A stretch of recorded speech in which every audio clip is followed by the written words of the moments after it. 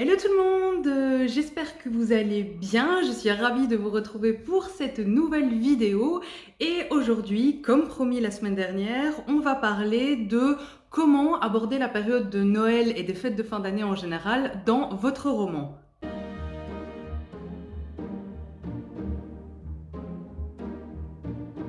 Deck the halls with boughs of holly. Fa la la la la la la la la. 'Tis the season to be jolly. Fa la la la la la la la la. Don we now our gay apparel. Fa la la la la la la la la.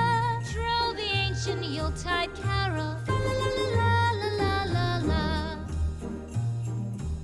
J'espère que vous êtes déjà bien dans l'ambiance de Noël parce que franchement on en voit partout pour l'instant, hein, des films de Noël, des livres de Noël avec des couvertures toutes plus noëlesques les unes que les autres, il y a des décorations partout, donc voilà, on est déjà bien dans la période. Et si jamais vous avez envie d'aborder et de retranscrire cette période dans vos romans, qu'il s'agisse d'une romance de Noël, d'un feel-good de Noël ou tout simplement d'un moment dans votre histoire, suivez le guide, j'ai quelques petites astuces rien que pour vous. On ne va pas se mentir, cette période fait appel à tous les excès. La période des fêtes de fin d'année, c'est des tas et des tas de petits détails qui, mis bout à bout, vont créer cette ambiance si particulière et cette atmosphère si particulière.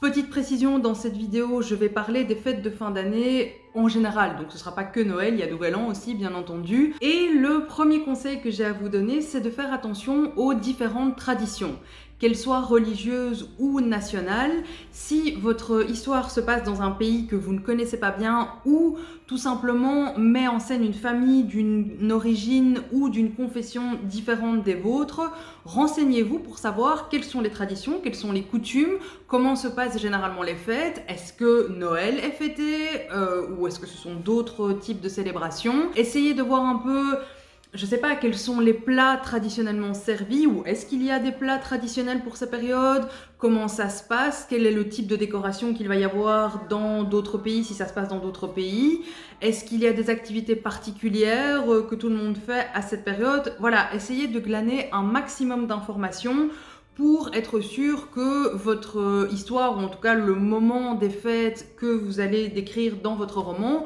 soit le plus crédible possible. Parce que voilà, tout le monde ne fête pas les différentes fêtes de la même façon que nous.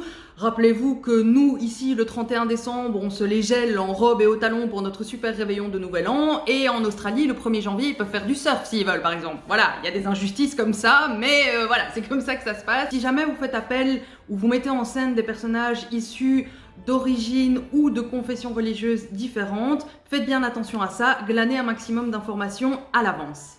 Deuxième conseil que j'ai à vous donner, faites attention aussi, ou en tout cas pensez aussi aux autres types de réveillons. Parce que c'est vrai que quand on dit histoire de Noël, que ce soit film ou bouquin, on a tendance à voir le côté très magique, avec plein de déco et plein de bons sentiments, comme on dit.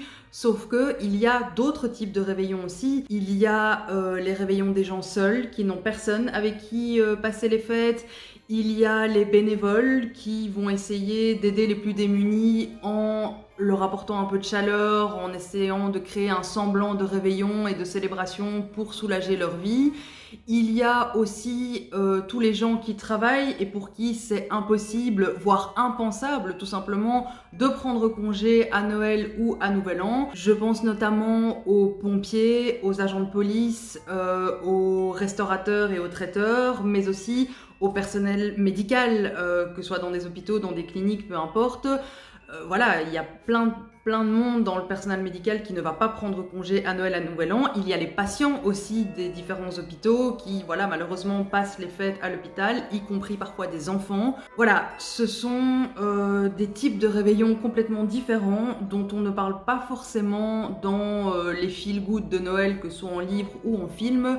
Et pourtant, je suis certaine qu'il y aurait énormément de choses à en dire. Pour ce conseil-là, tout comme le premier, en gros, c'est n'oubliez pas d'aller voir plus loin que ce que vous connaissez, parce que ce soit au bout du monde ou au bout de la rue, tout le monde ne fête pas Noël ou Nouvel An comme vous, donc renseignez-vous un maximum avant de commencer.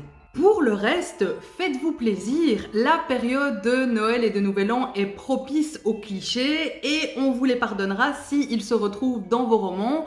Donc franchement, allez-y quoi, lâchez-vous, hein, vous pouvez y aller à la louche, en particulier sur les descriptions, parce que les descriptions sont vraiment hyper importantes de façon générale quand on écrit un roman, mais en particulier à cette période, il faut vraiment jouer dessus, il faut vraiment mettre l'accent dessus. Il y a toute cette atmosphère, toute cette ambiance, toute cette féerie, cette magie qu'on connaît tous, et voilà, vous ne devez pas hésiter à les mettre dans votre histoire. N'oubliez pas non plus qu'on perçoit les choses avec nos 5 sens, et là aussi, la période de Noël est propice à ce genre de développement. Faites appel aux 5 sens de vos personnages et aux vôtres, hein, tant qu'à faire, puisque on est là pour l'instant dans la période, c'est le moment d'emmagasiner des choses. Vous avez bien entendu le visuel avec toutes les décorations, avec les lumières, avec le sapin, ben voilà, il y a vraiment tout le visuel qui est là, mais il y a les autres sens.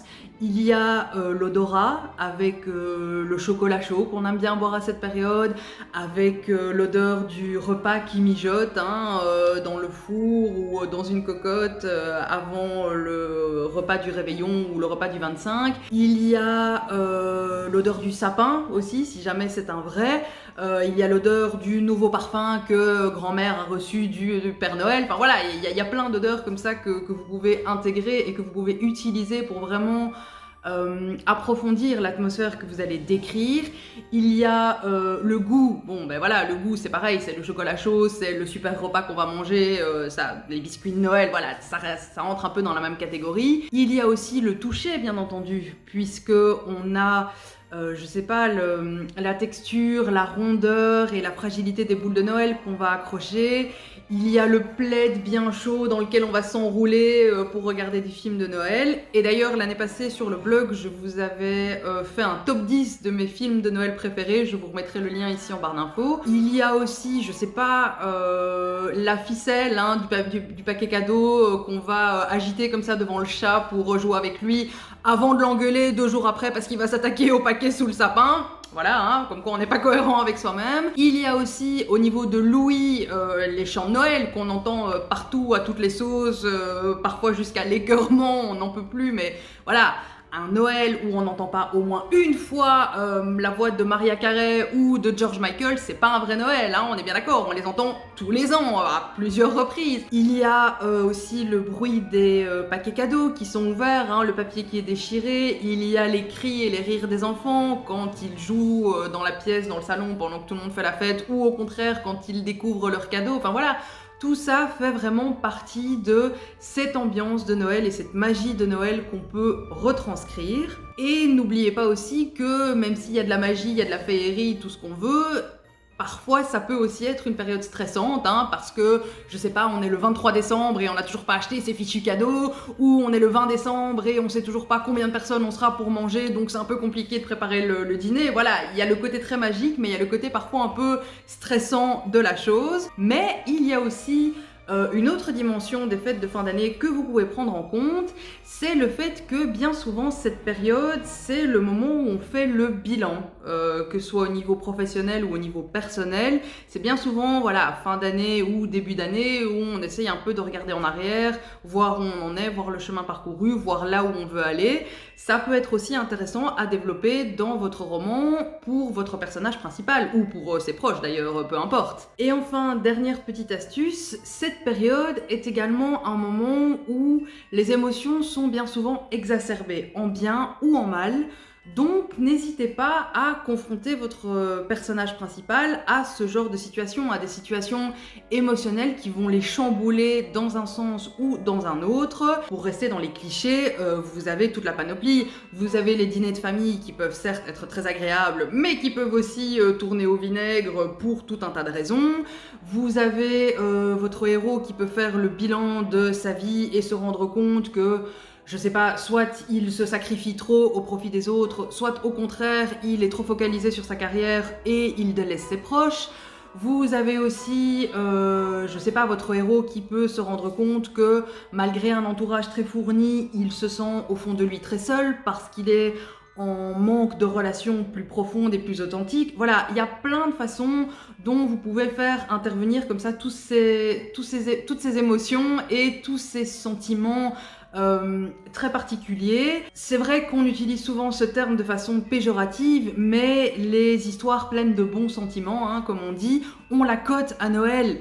Parce que voilà, ça fait partie aussi de la période, donc vous pouvez utiliser ça pour mettre votre personnage dans certaines situations, en essayant malgré tout, c'est pas obligatoire bien entendu, vous faites comme vous voulez, mais en essayant malgré tout de terminer sur une note positive, voilà, de terminer sur quelque chose une touche finale un peu sympathique, parce que franchement, qui est-ce qui a envie de se taper une histoire de Noël, que ce soit en film de Noël ou en bouquin, qui a envie de se taper une histoire de Noël qui finit mal et où on est tout déprimé après? Personne, je pense, hein. En tout cas moi je sais que c'est pas le cas. Après encore une fois, vous faites ce que vous voulez et ça peut être un parti pris justement de casser un peu les codes et de terminer sur une note plus négative ou un peu douce, amère, voilà, pas forcément très positif ni très négatif mais un mix des deux. Moi personnellement je préfère quand même, et je pense que beaucoup de gens seront d'accord avec moi, quand on regarde un film de Noël ou qu'on lit une romance de Noël, c'est quand même pour que ça finisse sur un côté très marshmallow, très doux, très bon, voilà. Ça finit sur quelque chose de positif, mais c'est vous l'auteur, vous choisissez la direction que vous voulez prendre. Voilà donc pour ces quelques petites astuces que j'avais envie de partager avec vous si vous désirez parler de la période de Noël dans vos histoires. La semaine prochaine, on se retrouvera pour une vidéo un petit peu particulière. Ce sera une collaboration avec 2-3 copines auteures-tubeuses et on parlera de nos meilleurs souvenirs liés à l'écriture. Et d'ici là, eh bien, écrivez bien, profitez bien de toute cette période et de cette magie dans laquelle on est pour l'instant et je vous retrouve la semaine prochaine. Salut!